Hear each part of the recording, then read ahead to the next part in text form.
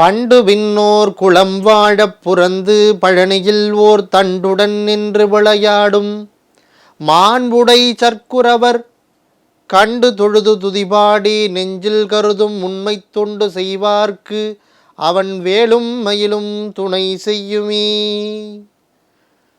பழனி வண்ணச்சரபம் தண்டபாணி சுவாமிகளுடைய திருவருளை போற்றி மக்கள் தொலைக்காட்சியினுடைய புத்தம்புது காலை என்கிற நிகழ்ச்சியில் கந்தனும் கவசமும் என்கிற பகுதியில் முருகப்பெருமானை சிந்திக்கிற வாய்ப்பிற்காக நன்றிகளை சொல்லி உங்கள் அத்தனை பேருக்கும் இலக்கிய பித்தனின் அன்பார்ந்த வணக்கங்களையும் சொல்லி இன்றைக்கு நாம் கந்தர் அனுபூதியினுடைய 4வது பாடலை சிந்திக்க இருக்கிறோம். நம்முடைய அருணகிரிநாத பெருமகனார் எப்படி குடும்ப வாழ்க்கையில் கட்டுண்டு கிடக்கிறோம், அதிலிருந்து எப்படி மீள்வது என்பதை சிந்திக்கிற ஒரு பாடலை முருகப்பெருமானை பார்த்து பாடுவதாக இந்த பாடலை அமைத்திருக்கிறார். வளைபட்ட கை மாதோடு மக்கள் எனும் தலைபட்டு அழிய தகுமோ தகுமோ கிளைபட்டு எழுசூர் உரமும் கிரியும் தொலைபட்டு உருவத்தொடு வேலனே. அதாவது முருகப்பெருமான் எப்பேற்பட்டவன் என்றால், தன்னுடைய உறவினர்களை எல்லாம் அழித்துவிட்டு, தன்னுடைய பிள்ளைகள் முதற்கொண்டு தன்னுடைய சகோதரர்களை எல்லாம் இழந்துவிட்ட சூரபத்மன் ஒரு வெற்றியடைய வேண்டும், முருகப்பெருமானை வீழ்த்த வேண்டும் என்கிற நோக்கத்தோடு போருக்கு வருகிறான். அப்படிப்பட்ட சூரபத்மனையும் வீழ்த்தி அவன் கொண்டிருக்கிற ஆணவத்தையும் அழித்து, அவன் சொந்தங்களையும் அழித்து, அவனுடைய ஆணவத்தையும் அழித்து அவனை ஆட்கொண்ட பெருமான் நம்முடைய முருகப்பெருமான். அப்பேற்பட்ட அரக்கனையும் அவனுடைய ஆணவத்தையும் அழித்தவன் முருகப்பெருமான். கிளைபட்டு எழுசூர் உரமும் கிரியும் தொலைபட்டு உருவத்தொடு வேளனே. அப்படி அழித்த முருகப்பெருமானே, நான் எதில் கட்டுண்டு கிடக்கிறேன்னா மனைவி மக்கள் என்கிற இல்லற சுகத்திலே குடும்ப பந்தத்திலே கட்டுண்டு கிடக்கிறேன் என்று குறிப்பிடுகிறார். இந்த சைவ சித்தாந்தம் என்ன சொல்லுகிறது என்றால், பதி பசு பாசம் என்று 3 தத்துவங்களை சொல்லுகிறது. பதி என்றால் உடலுக்கும் உயிர்க்கும் உரிமையானவன் என்பது பொருள். உடலுக்கு பதியானவன் கணவன், உயிருக்கு பதியானவன் இறைவன் என்று என்னுடைய பேராசிரியர் சிவச்சந்திரன் ஐயா அவர்கள் குறிப்பிடுவார். உடலுக்கு பதி கணவன், உயிருக்கு பதி யாருன்னா இறைவன். இந்த பதி பசு பாசம் என்பது, இந்த பசு என்னவென்றால் பாசம் என்கிற கயிற்றினாலே கட்டப்பட்டிருக்கிறது குடும்பத்திலே என்று நம்முடைய சைவ சித்தாந்தம் விளக்குவதாக என்னுடைய பேராசிரியர் வெள்ளைவாரணம் ஐயா அவர்களும் குறிப்பிடுவார்.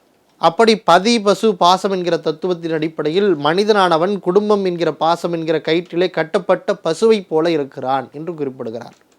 அவனால் அதிலிருந்து மீண்டு வர முடியாது.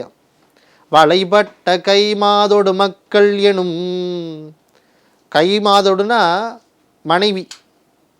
மனைவிட்ட கட்டுண்டு கிடக்கிறார்களாம், மக்களிடத்துல கட்டுண்டு கிடக்கிறார்கள். அவங்க யாரும் பூட்டு போடலை, கையில் பின்னலை மாட்டலை, கையில் வளையத்தை போடலை, ஆனால் ஏதோ கட்டப்பட்டிருக்கான். என்ன? பாசம் என்கிற கயிறு கட்டப்பட்டிருக்கிறது. இந்த பாசம் என்கிற கயிற்றை குடும்பத்தில் இருக்கிற பெண்களோடும் குழந்தைகளோடும் கட்டுண்டு கிடக்கிற என்னாலே முருகப்பெருமானே உன்னை அடையிறதுக்கு முடியலையே. மக்கள் எனும் தலைபட்டு அழிய தகுமோ தகுமோ. நான் இப்படி இருக்கிறது உன்னால் ஏற்றுக்க முடியுதா முருகா? இந்த இல்லற சுகத்திலிருந்து மீட்டு என்னை உன்னிடத்துல கொண்டு போய் சேர்த்துக்க முருகா அப்படின்னு கேட்குறார்.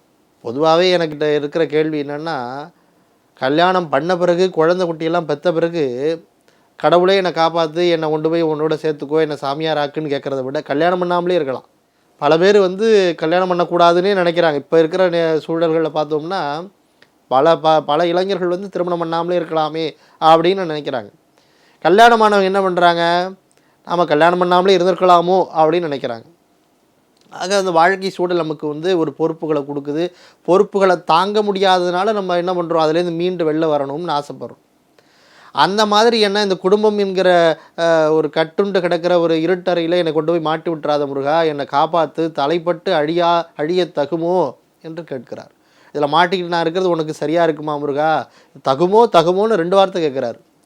வளைபட்ட கை மாதோடு மக்கள் எனும் தலைபட்டு அழிய தகுமோ தகுமோ கிளைபட்டு எழுசூர் உரமும் கிரியும் தொலைபட்டு உருவத்தொடு வேலனே.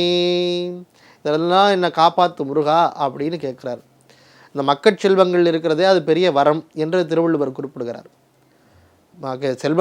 செல்வங்களிற்கெல்லாம் பெரிய செல்வம் எதுன்னா மக்கட் செல்வம் தான். குழல் இனிது யாழினிது என்பது அம்மக்கள் மழலை சொல் கேளாதவர்.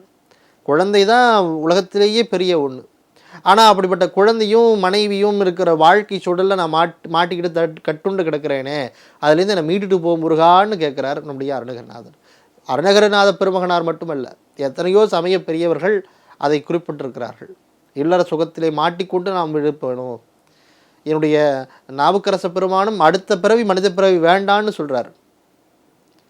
அடுத்த பிறவி எனக்கு மனித பிறவி வேண்டாம், இதோட என்னை முடிச்சுட்டு என்னை உன்னோட கூட்டிகிட்டு போ அப்படின்னு கேட்குறார்.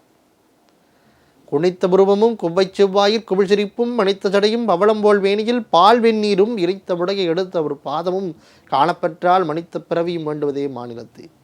எல்லா இடங்கள்லையும் மனித பிறவி வேணாம், இந்த பிறவியோடு என்னை முடிச்சு ஒன்று இடத்துல கொண்டு போய் கூட்டு போய்க்கோ, என்னால் இந்த மனித பிறவியை வாழ முடியாதுன்னு சொன்ன நாவுக்கரச பெருமான், நடராஜன் நீ டான்ஸ் ஆடுறதை எனக்கு ஒரு காட்சி காமிக்கிறதா இருந்தால் நான் இன்னொரு பிறவி எடுக்கிறேன்னு சொல்கிறார்.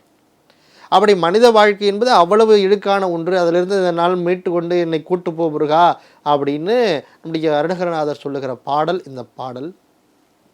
வளைபட்ட கை மாதோடு மக்கள் எனும் தலைபட்டு அழியத் தகுமோ தகுமோ கிளைபட்டு எழுசூர் உரமும் கிரியும் தொலைபட்டு உருவத்தொடு வேலனே. முருகப்பெருமானி பாடுகிற அருணகிரிநாதர் மட்டுமல்ல, மாணிக்க வாசகரும் பல இடங்களில் சொல்லுகிறார். பெண்களத்தில் இருக்கிற இன்பத்தில் மாட்டி என்னுடைய வாழ்க்கை இப்படி போக இருந்தது, அதை என்னை காப்பாற்றிய சிவபெருமானி அப்படின்னு குறிப்பிட்றார். பெண்களத்தில் இருக்கிற வாழ்க்கை பெண்ணிடத்தில் என்னுடைய வாழ்க்கை போய் சேர்ந்துருக்குமே, நான் இல்லற சுகத்திலே எழுந்திருப்பேனே, அதுலேருந்து என்னை காப்பாற்றிய சிவபெருமானி அப்படின்னு குறிப்பிடுறார். அப்படிப்பட்ட ஒரு பாடலை இன்றைக்கு நாம் சிந்தித்திருக்கிறோம் என்று சொன்னால், அதை நம்முடைய வாழ்க்கைக்கு தந்த அருணகிரிநாத பெருமகனாரை போற்றி, கந்தவேலனுடைய திருப்புகழையும் போற்றி, நாம் அத்தனை பேருக்கும் ஆறிரு தடந்தோள் வாழ்க, அறுமுகம் வாழ்க, வெற்பை கூறுசை தரிவேல் வாழ்க, கொக்குடம் வாழ்க, செவ்வேளேறிய மங்கை வாழ்க, ஆனைதன் அணங்கு வாழ்க, மாறிலா வள்ளி வாழ்க, வாழ்க சீரடியாரெல்லாம் என்று சொல்லி உங்கள் அத்தனை பேருக்கும் என்னுடைய மனம் வழிமைகளினாலே நன்றிகளை கூறி விடைபெறுகிறேன். நன்றி, வணக்கம்.